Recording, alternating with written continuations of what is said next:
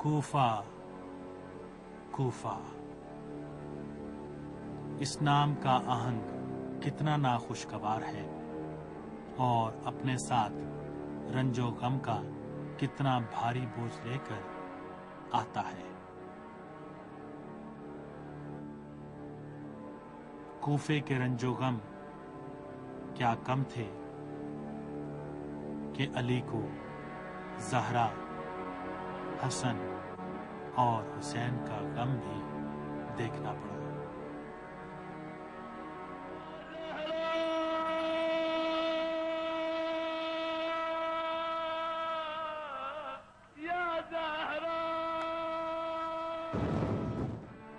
اصحاب حسین علیہ السلام، وہ کون سا امیر و سردار ہے کہ جس نے کنویں کو اپنے نالوں اور آہوں کا رازدار بنایا ہے؟ گویا آج بھی صدیوں بعد علی کے نالوں کی آواز آ رہی ہے۔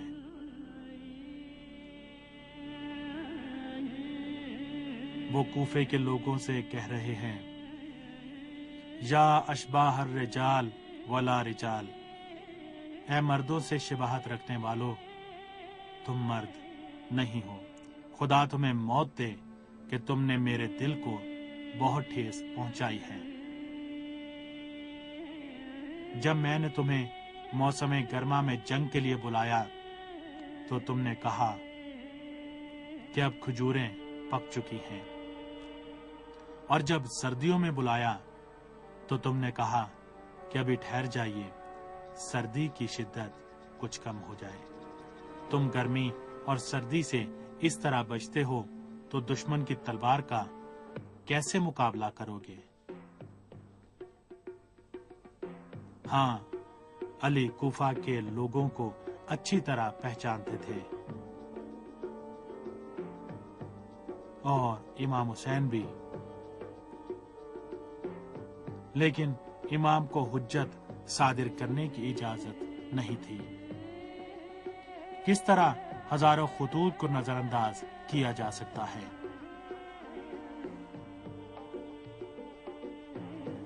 امام اگر کوفیوں کی دعوت پر اعتبار نہ کریں تو کیا کریں؟ یزید کی بیعت، ظلم کی حاکمیت اور نبوت کے راستے سے اسلام کے انحراف پر مہر تصدیق ثبت کرنا ہے۔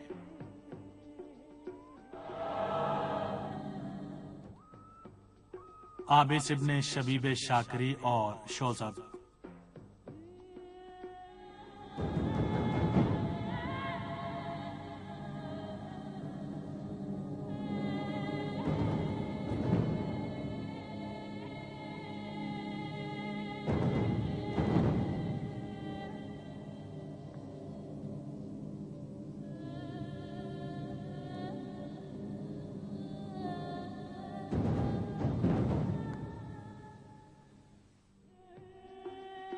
سفیر امام حسین مسلم بن عقیل نے کوفیوں کی بیعت کا خط عابس ابن ابی شبیب شاکری اور شوذب کے حوالے کیا تاکہ وہ اسے مکے میں امام کے پاس پہنچا دے۔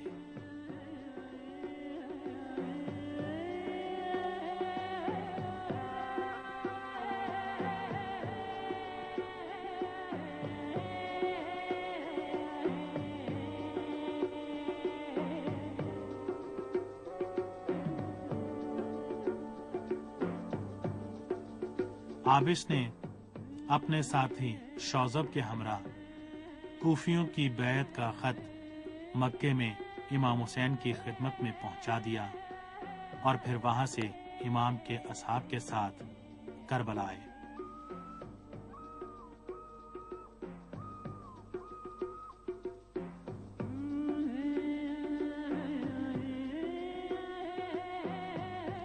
عابس ابن ابی شبیب شاکری اہل کوفہ میں دلیری، شجاعت و بہادری اور خطابت میں مشہور تھے۔ ان کا قبیلہ فتیان العرب کے نام سے مشہور تھا اور ان کی شجاعت ज़बां ज़द खासो आम थी। शौज़ब अधेड़ उम्र के थे और उन्होंने अली से बहुत फैज़ हासिल किया था।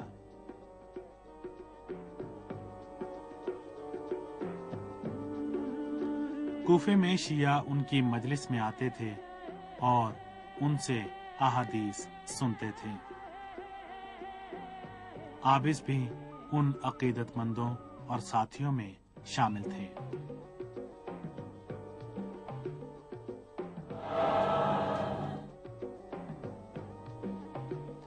हंजला की शहादत के बाद वो इमाम की खिदमत में हाजिर हुए और जंग की इजाजत तलब की। शौज़ब ने पहले उमर साद के लश्कर पर हमला किया और बहुत से अशकिया को कत्ल किया।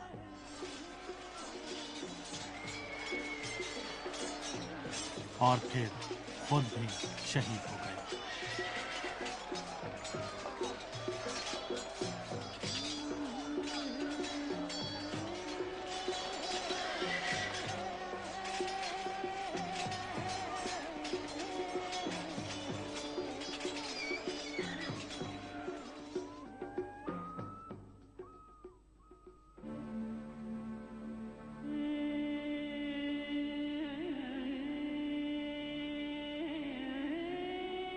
फिर आबिस इब्ने शबीब ने इमाम से कहा कि मैं खुदा को गवाह बनाता हूँ कि मैं आप और आपके वालिद के रोशन दीन और रास्ते पर हूँ।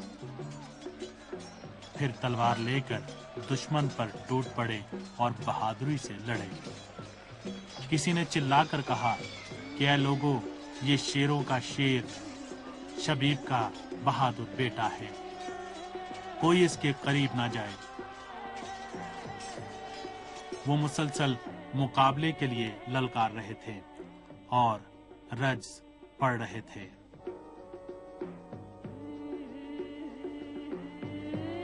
उमर साद ने कहा कि इस पर पत्थर बरसाओ।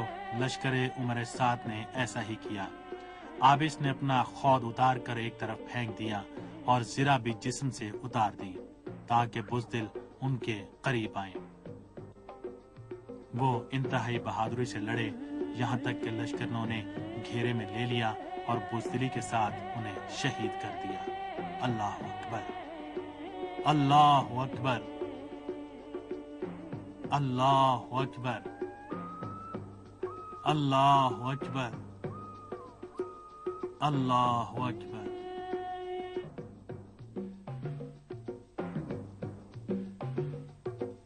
जहालत, गुस्सा, झूठी शान शौकत, दिखावा, जालिमों के सामने इनकिसारी और मजलूमों के सामने तकब्बुर, बगैर सोचे समझे रास्ते पर चलना और बेवफाई कूफियों की फितरत और आदत है। लेकिन इन दोनों शख्सियात में इन चीजों का जर्रा सा भी शायबा नहीं था। वो दलेर और बहादुर थे और अपना वादा उन्होंने कितनी अच्छी तरह वफा किया।